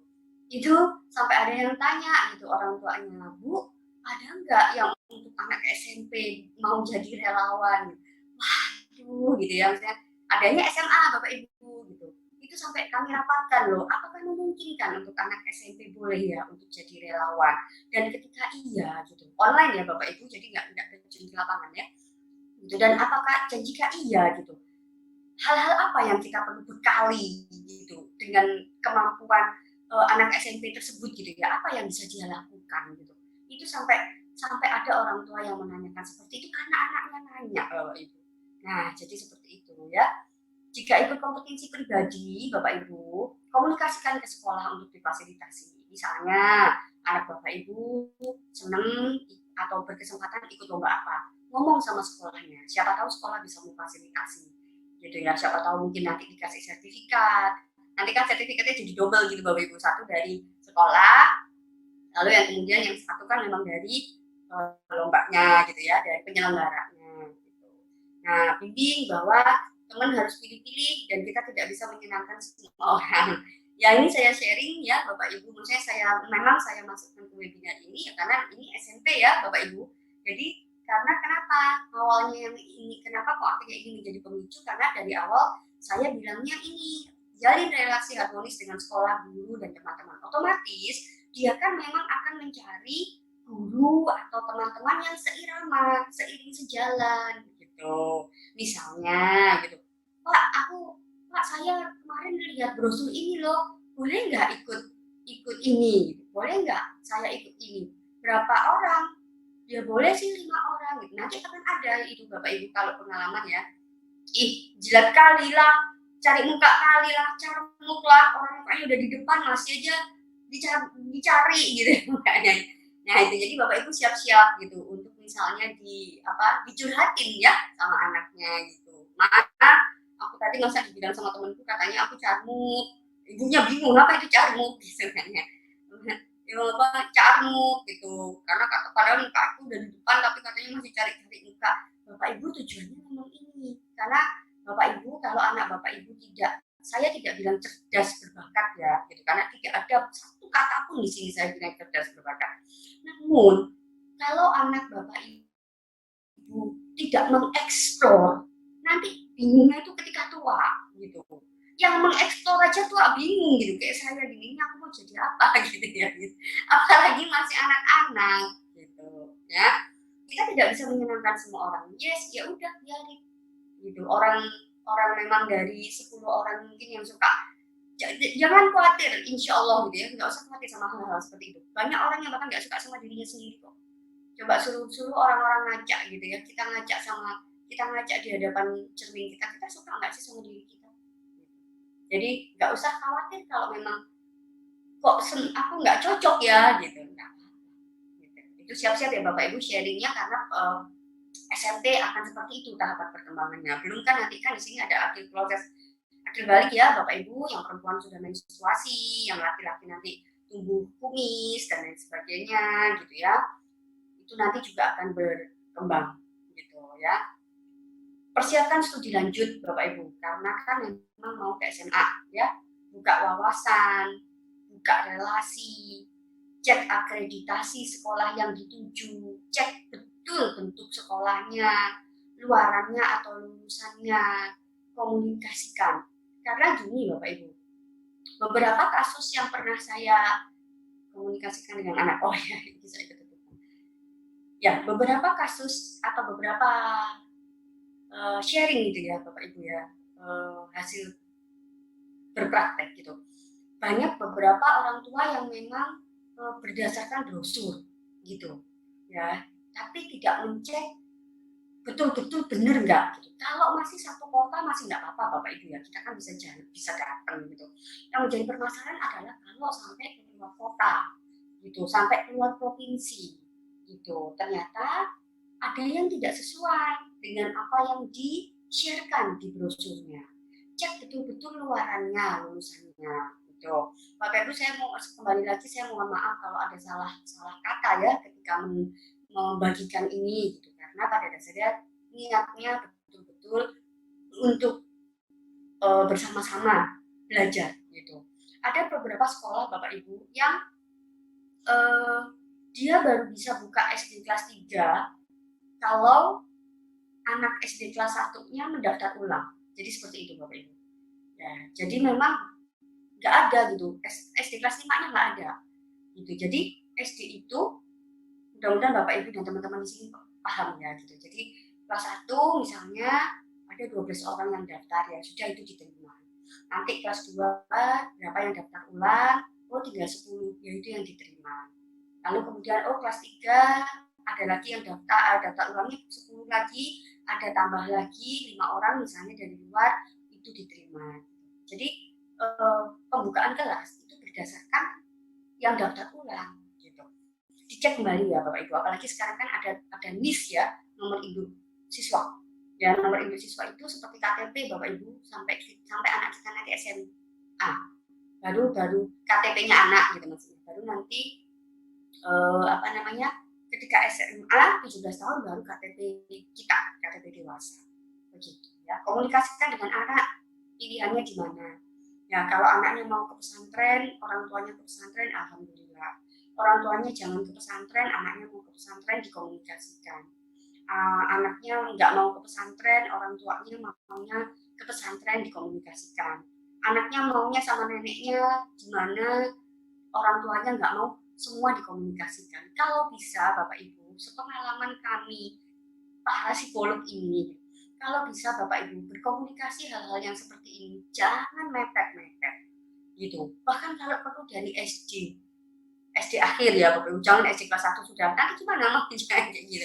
SD akhir atau SMP awal. Jadi dia bisa mikir juga gitu. Dia bisa explore juga.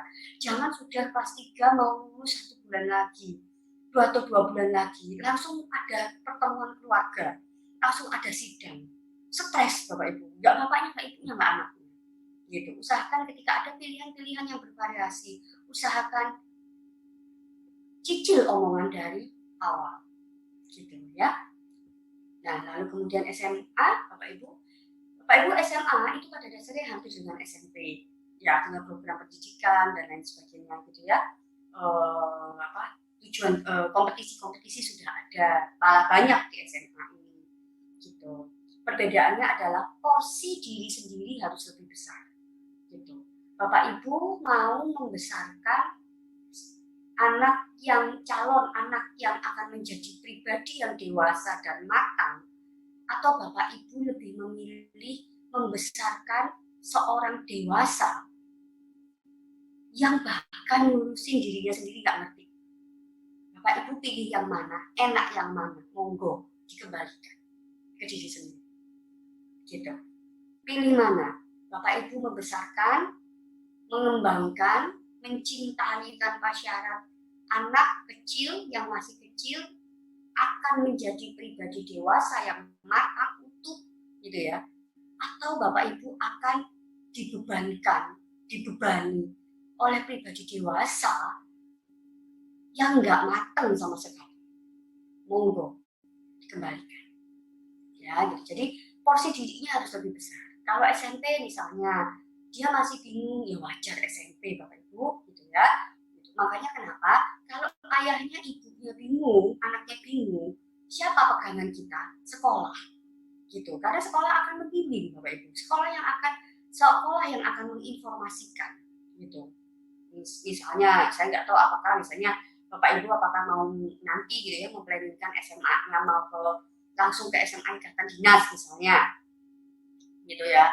Kalau Bapak Ibu bingung, wajar, karena aturannya sudah berbeda. Makanya komunikasi dengan sekolah, komunikasi dengan teman-temannya ya, anak kita gitu, itu harus bagus. Karena hampir 80% itu justru informasi itu dari situ Bapak Ibu.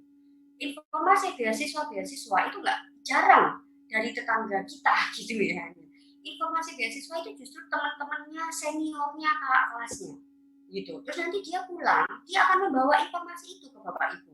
Nah, Bapak Ibu lah yang membantu, membimbing. Gitu. Ya, begitu di SMA juga seperti itu. Bapak Ibu perhatikan SMA-nya. Ada beberapa sekolah yang mendatangkan alumni yang berhasil memasuki institusi yang baik. Itu saja Bapak Ibu. Bapak Ibu pada dasarnya memang semua pendidikan itu jual beli ya, gitu. Bisnis. Gitu. Cuman yang menjadi perbedaan adalah porsinya. Bisnis tentu saja harus lebih kecil. Gitu.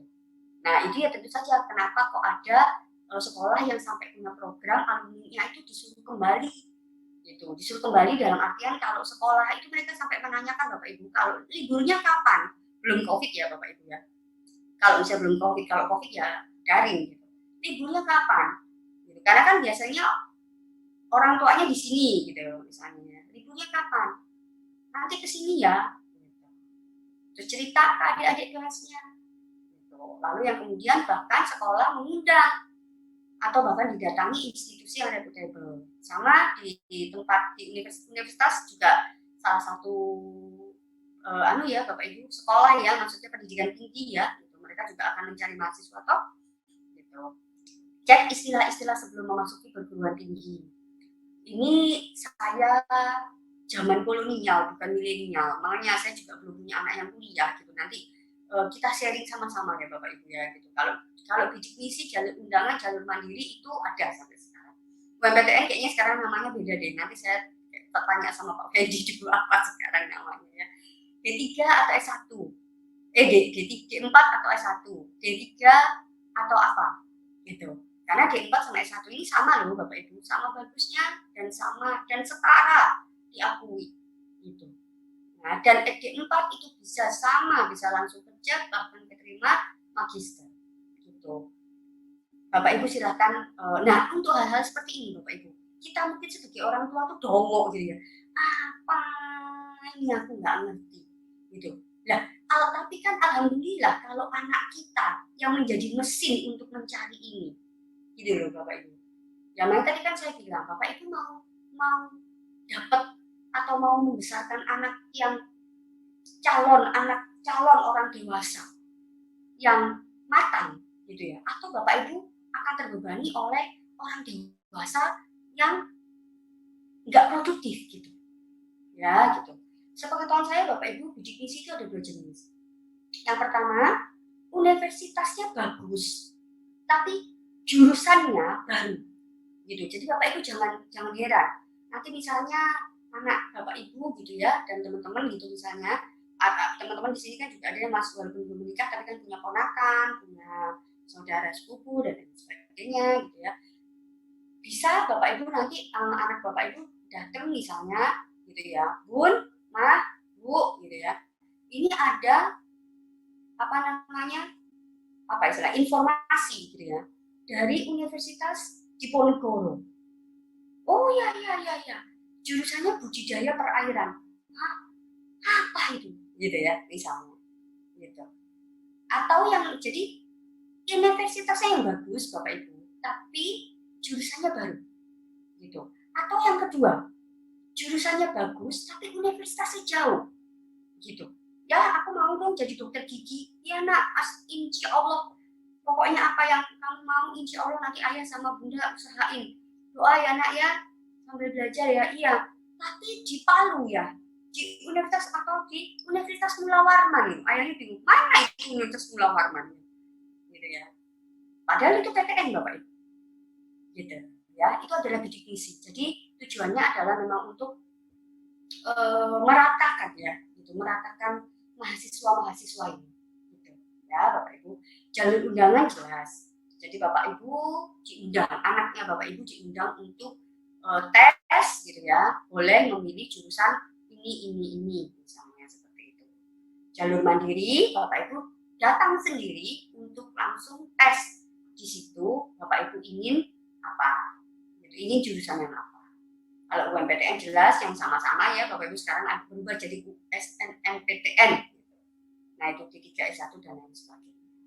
Nah kuliah Bapak Ibu cek beasiswa. Bapak Ibu tadi seperti yang Bu Dewi ya bilang, saya setuju banget. Bapak Ibu beasiswa, kepintaran, ketekunan dan lain sebagainya itu tuh nggak ada hubungannya sama status sosial. Gitu. Jadi nggak mesti anak yang kaya raya gitu misalnya gitu ya, atau dari status sosial menengah ke atas itu juga nggak ada hubungannya gitu Bapak Ibu, juga bisa dapat beasiswa karena yang dilihat juga bukan itu. Begitu juga anak-anak yang mungkin kehidupannya tidak seberuntung itu gitu ya.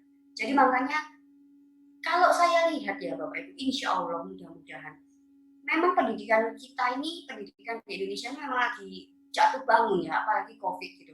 Tapi saya lihat insya Allah kok masa depannya kok masih baik ya. Maksudnya artinya banyak kok orang yang sedang berjuang memperbaiki ini. Cuman kadang-kadang tergantung persepsinya dan bagaimana kita berespon. susahnya, repot kali gitu. Tapi ada juga kok yang coba dulu gitu. Ya, jadi tergantung bagaimana kita bereaksi terhadap sesuatu. Percepatan masa studi, Bapak Ibu, ini sebenarnya paling mudah karena syaratnya cuma IPK ya. Gitu. Bisa kuliah cuma 3,5 tahun, 3 tahun 8 bulan. Gitu. Jadi kadang-kadang beberapa individu di sini mereka bahkan sudah kerja hanya dengan SKL, surat keterangan lulus, ijazahnya belum, tapi sudah di hire oleh perusahaan. Magang, internship juga demikian. Ini Bapak Ibu harus dipegang salah satu potensi ya, karena biasanya kalau magangnya bagus, dia akan bekerja di tempat yang itu. Gitu. Tentu saja ikut organisasi. Ya. Lalu kemudian Bapak Ibu jangan lupa. Nah, ini memang nanti tugas anaknya ya, Bapak Ibu ya. Ini saya naikkan saja. Nah, ini memang tugas anaknya ya, Bapak Ibu ya, karena kita nggak tahu, saya pun juga banyak belajar kalau saya lagi praktek tentang minat bakat gitu ya, Bapak Ibu ya. Jadi Fakultas Ekonomi itu Bapak Ibu sekarang berubah menjadi FEB, Ekonomi dan Bisnis. Bapak Ibu boleh cek di seluruh Indonesia, rata-rata jurusan-jurusan yang ada ekonominya itu namanya FEB. Gitu. Jadi kalau misalnya nanti kasarannya anak Bapak Ibu misalnya ngomong, aku mau ekonomi aja mah, aduh ekonomi itu fakultas universitas yang ecek-ecek sampai yang paling bagus semuanya ekonomi, nak belum tentu Bapak Ibu. Gitu. Ya. Memang iya gitu, tapi Bapak Ibu perlu tahu gitu hal-hal seperti ini. Ini Pak, kalau Bapak Ibu tahu dulu misalnya jurusan biologi, matematika, IPA, itu sekarang menjadi saintek Bapak Ibu, sains dan teknologi, gitu. Ini awalnya Bapak Ibu, jurusan MIPA ini hanya ada di universitas-universitas yang non institut, jadi seperti ya UI Pajajaran, UGM gitu ya. Lalu kemudian Erlangga, Udayana, yang mungkin seperti itu ya Bapak Ibu. Maksudnya universitas non-institut. Karena institutnya, jadi misalnya kan biologi, gitu, fisika gitu ya Bapak Ibu ya, fisika itu ada di universitas seperti itu.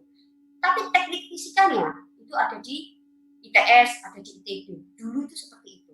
Akhirnya Bapak Ibu, universitas-universitas yang memiliki fakultas MIPA nggak mau kalah sama institut. Karena dia bilang, loh, lulusanku beda. Memang bagian kamu mencetak insinyur, kalau aku nggak mencetak insinyur, tapi aku mencetak yang lain. Makanya jadi saintek, namanya sains dan teknologi. Sastra Bapak Ibu sekarang menjadi budaya, ilmu budaya. Teknologi maju dan multidisiplin, ini saya baru tahu karena saya dari Erlangga Bapak Ibu, itu sudah cenut-cenut apa ini Fakultas Teknologi Maju dan Multidisiplin. Bapak Ibu isinya adalah robotik, kecerdasan buatan. Jadi itu ada di Universitas Erlangga. Gitu. Padahal ketika kita bicara robotik, kecerdasan buatan, itu orang mainnya di teknik Bapak Ibu. Ternyata enggak. Gitu. Ya. Vokasi, jangan salah Bapak Ibu, vokasi itu memang jurusan-jurusan D3. Tapi yang sangat spesifik, herbal misalnya. Radiologi. Siapa Bapak Ibu yang enggak butuh ilmu radiologi sekarang? Semuanya butuh radiologi. Ya, jadi seperti itu. Perawat gigi misalnya, Bapak Ibu. Nah, seperti itu ya, Bapak Ibu contohnya. Lalu kemudian ini saya sharing saja, cepat saja bahwa bahwa tantangan dalam mengambil keputusan minat bakat ini ya Bapak Ibu ya. Yang pertama kurangnya motivasi. Ya, ada beberapa individu yang memang ya udahlah, habis ini juga gini kok nggak ya hidup juga begini kok, apa sih yang mau dicari gitu misalnya gitu ya. Ya memang tidak bisa mengambil keputusan, keyakinan yang bisa jadi keliru gitu ya, keyakinan yang bisa jadi keliru ya, contohnya misalnya hanya merasa jurusan-jurusan tertentu lah yang menghidupi diri, yang bisa menghidupi diri, jadi menganggap bahwa jurusan-jurusan lain tidak keren gitu misalnya ya, padahal kita dunia ini luas Bapak Ibu dan ilmu pengetahuan itu bergandengan tangan. Kurangnya informasi tentang proses pengambilan keputusan ya itu tadi, karena memang nggak mau nyari atau nggak bisa nyari gitu ya. Kurangnya pengenalan tentang diri sendiri, jadi dia nggak tahu apa yang dia mau, kembali lagi tadi minatnya nggak tahu, bakatnya nggak tahu. Dan ketika sudah sudah siap untuk aku insya Allah mau yang ini, bingung gitu ya. Kurangnya informasi tentang pekerjaan itu tadi, pekerjaan artinya kan setelah lulus ya Bapak Ibu. Jadi menurutnya hanya pekerjaan-pekerjaan tertentu yang bisa untuk cari makan gitu, padahal tidak gitu ya. Kurangnya informasi mengenai cara memperoleh informasi. Cara memperoleh artinya YouTube. Jadi pastikan Bapak Ibu cari tempatnya, cari informasinya itu betul. Di kemendikbud.go.id, di sekolah, paling aman itu di sekolah. Gitu. Informasi yang tidak reliable secara umum sama ya Bapak Ibu di sini. Jadi kamu ngapain sih mau masuk jurusan musik? Emang kamu mau ngasih makan anaknya orang apa dari musik? Belum tahu dia Isyana Saraswati bisa menjadi dokter pacaran 12 tahun ya Bapak Ibu ya. Gitu. Konflik internal tentu saja konflik di internal ya Bapak Ibu, dan konflik eksternal artinya di luar. Artinya ya di luar keluarga bisa, di luar dirinya bisa. Jadi bapaknya ibunya sudah nggak apa-apa, anaknya mau masuk perikanan gitu misalnya, atau anaknya mau jadi dokter hewan gitu misalnya. Konflik anaknya mau masuk psikologi, nah ya konflik eksternalnya apa? Anaknya itu mau jadi apa? Kok nggak bolehkan masuk psikologi? Kok kamu bolehkan daftar psikologi? Gitu. Nah ya ini anaknya siapa gitu ya? Contohnya seperti itu. Lalu kemudian yang berikutnya.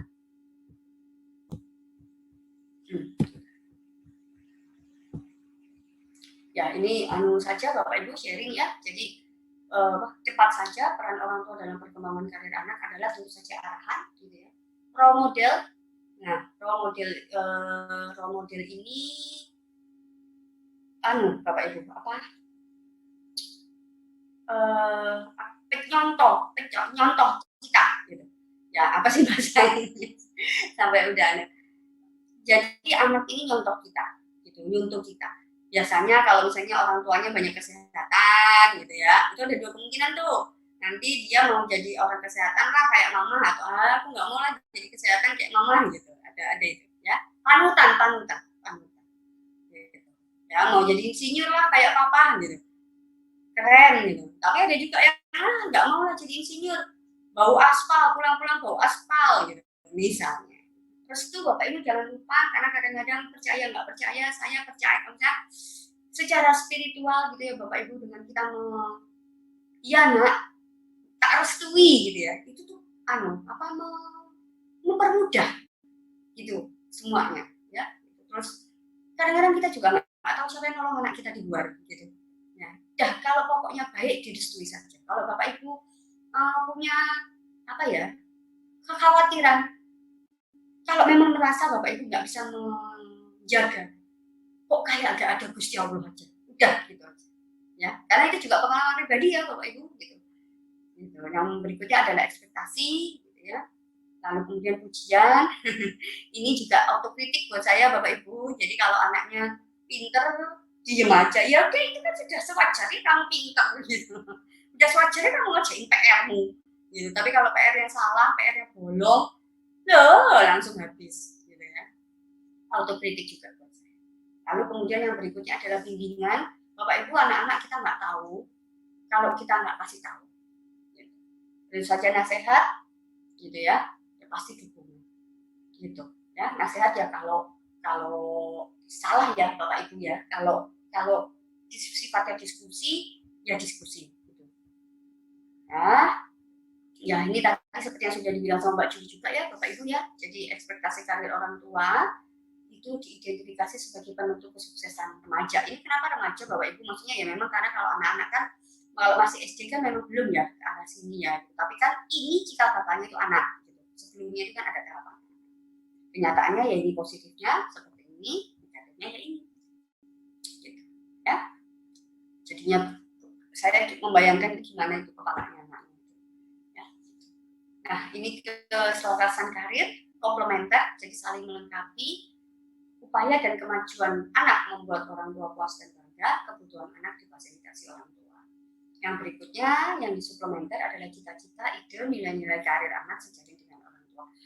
Bapak Ibu dan teman-teman, kembali lagi saya underline ya, bahwa saya di sini tidak bicara cerdas berbakat, saya tidak bicara status sosial. nggak ada omongan itu, satu kata pun nggak ada, gitu.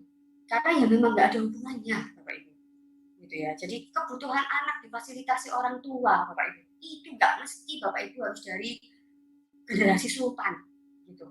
Ya, sekarang seperti di COVID ini loh Bapak Ibu. Kalau Bapak Ibu punya, alhamdulillah misalnya WiFi unlimited, itu sudah kebutuhan yang sudah Bapak Ibu fasilitasi, gitu. Ya, jadi di sini saya tidak ada bicara cerdas berbakat dan saya tidak bicara status sosial. Kalau nanti mau bicara cerdas berbakat, berbeda lagi teori-teori, ya. Gitu. Nah, ini saya juga ketawa nih Bapak Ibu, kenapa ya saya milih gambar ini gitu ya. Jadi bapaknya kok main barbel, ibunya barbel, anaknya lompat tali. Ini kan kayak jenis pencak silat. Ini apakah keluarga olahragawan gitu misalnya, bahwa ya itu karena sejalan gitu ya, cita-cita, ide, nilai karir anak sejalan sama orang tua.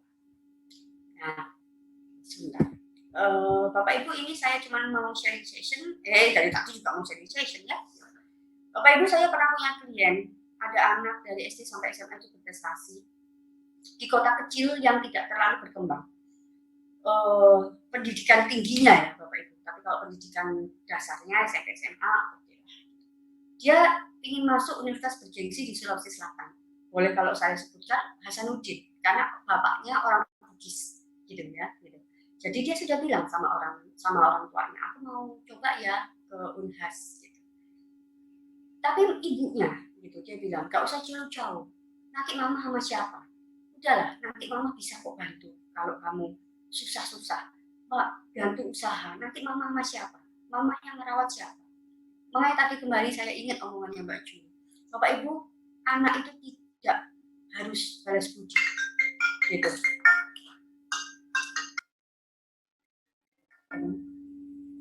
Anak itu tidak harus balas budi, Bapak Ibu. Tapi anak akan tahu balas budi. Mudah-mudahan kita diberikan Gusti Allah kesehatan, terus kemuliaan gitu ya, dan kehormatan setinggi-tingginya. Gitu. Bahwa menjadi orang tua adalah porsi terbesar dan terhormat, gitu. Jadi kalau bisa Bapak Ibu jangan menjadi batu sandungan, ya Bapak Ibu. Gitu. Nanti mama sama siapa? Mama ya sama papa. Kalau papamu rempong, ya udah mama sama Allah. Gitu. Kalau mama ya sudah. Gitu. Gitu ya Bapak Ibu ya. Ya gitu.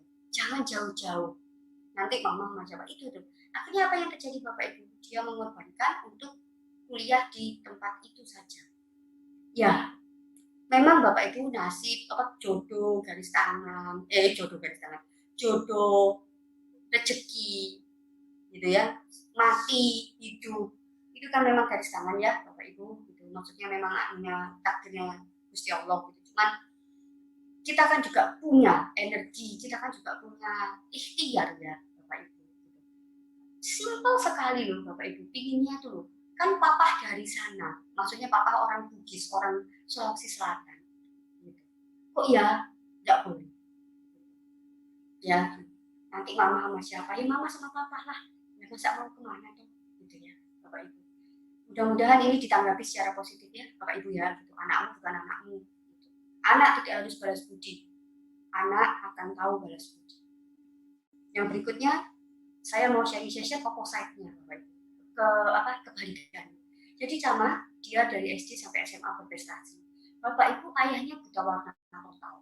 Itu kenapa ayahnya tidak bisa bekerja yang sifatnya kepemerintahan, perusahaan multinasional. Jadi ayahnya ini wirausaha Bapak Ibu, tapi bagus gitu ya. Ibunya buta warna parsial. Jadi ayahnya ini hanya bisa melihat hitam sama putih. Ibunya cuma bisa melihat warna-warna ya Pak, biru dongker, coklat gitu ya Bapak Ibu ya. Ibunya bisa bekerja swasta gitu ya. Anaknya juga buta warna, alhamdulillah kok ya buta warnanya itu buta warna parsial. Dua-duanya. Padahal kan kalau secara ilmu biologi, kalau sudah ayah buta warna total, ibu buta warna parsial, bisa kemungkinan anaknya dua-duanya buta warna total. Gitu ya. Terus dia datang Bapak Ibu ke saya. Simpel pertanyaan. Tante, kalau aku nanti cuma bisa masuk jurusan apa ya Tante ya, pendidikan apa ya, dia bilang. Terus aku gimana aku mau hidup? Anaknya cuma mau bilang gitu. Bapak ibunya, dia datang sama ayah ibunya, bapak ibu, gitu ya.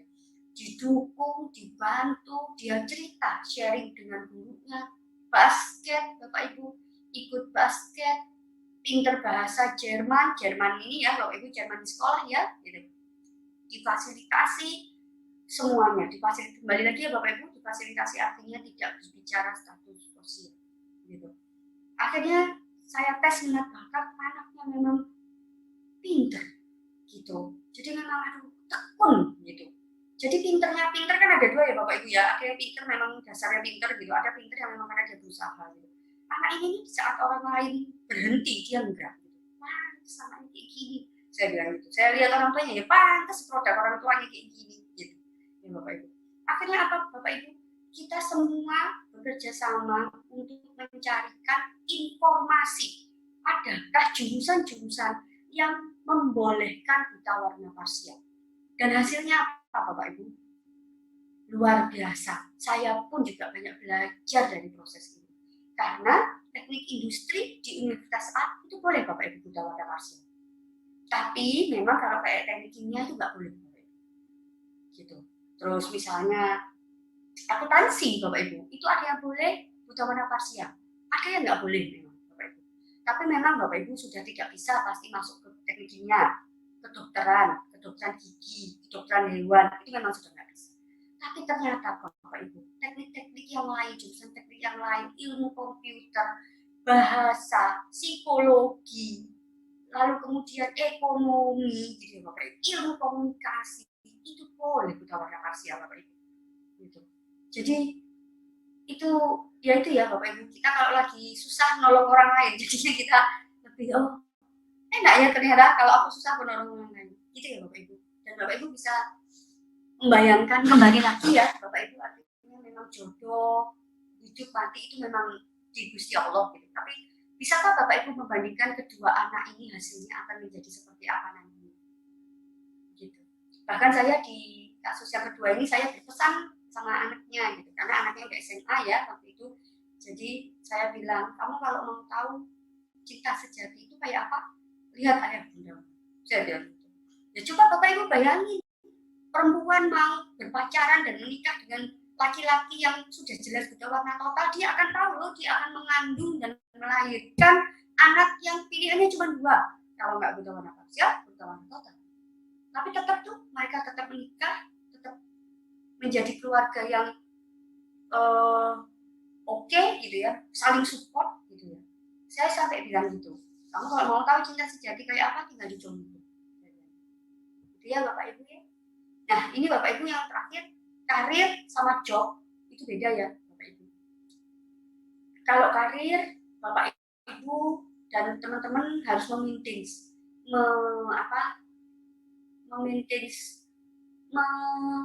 memplanning gitu ya Bapak Ibu ya. Kalau job Bapak Ibu kasarannya nyabut rumput itu pekerjaan Bapak Ibu. Gitu ya. Terus copot apa itu? Kontrak gitu ya, dari kontrak ke kontrak kerja itu job. Tapi kalau karir nggak kayak gitu. Jadi kenapa itu karir itu sampai kalau mau ditarik Bapak Ibu itu memang dari SD gitu. Cuman tetap sesuai dengan tahapan perkembangannya dan situasi dan kondisinya. Begitu. Saya melengkapi omongannya atau quotes-nya Mbak Juli gitu ya. Untuk anak-anak kita ya Bapak Ibu, mencintaimu tanpa tapi, mendoakanmu tanpa tapi. Artinya apa? Sudah cintai anak kita nggak ada tapi, gitu ya. Nggak usah harus nilainya 100. Yang penting dia senang, dia bisa mengikuti. Nggak usah IP-nya harus 4. Tapi kalau saya bilang sama mahasiswa ya jangan IP-nya 1,9 gitu ya. Gitu ya. Nggak usah harus ABC. Sudah, cinta ya cinta. Apa iya butuh alasan untuk cinta? Ya. Terus tetap didoakan. Kenapa kok didoakan Bapak Ibu? Karena ya itu tadi, karir Bapak Ibu juga ada hubungannya sama restu, juga ada hubungannya sama keridhaan, juga ada hubungannya sama keikhlasan kita. Gitu lah. dari kecil sama kita, gelendot-gelendot sama kita, sama bapaknya gitu ya Bapak Ibu. Dan terus nanti SMA datang-datang bawa pengumuman, ya aku dipanggil loh. Di mana? Di sana, di Unsrat. Bapak Ibu, apa itu Unsrat? Samratulangi, Manado. Hah? Nggak usah lah, nah. Lah itu padahal itu jalur undangan misalnya. Itu anaknya Bapak Ibu mendapatkan penghormatan seperti itu. Gitu. Ya. Baik, Bapak Ibu, saya akhiri di sini biar nanti kita bisa tanya jawab yang banyak. Saya mengucapkan terima kasih atas kesempatannya. Thank you for having me. Minta maaf kalau ada salah-salah kata atau salah-salah dalam penyampaian. Terima kasih banyak. Wassalamualaikum warahmatullahi wabarakatuh. Waalaikumsalam warahmatullahi wabarakatuh. Terima kasih Bu Yudit atas pemaparan materinya yang sungguh luar biasa. Ilmu banget, daging gitu ya, terutama untuk kita ayah bunda yang istilahnya memang gak ada sekolahnya menjadi orang tua. Jadi sangat-sangat bermanfaat sekali.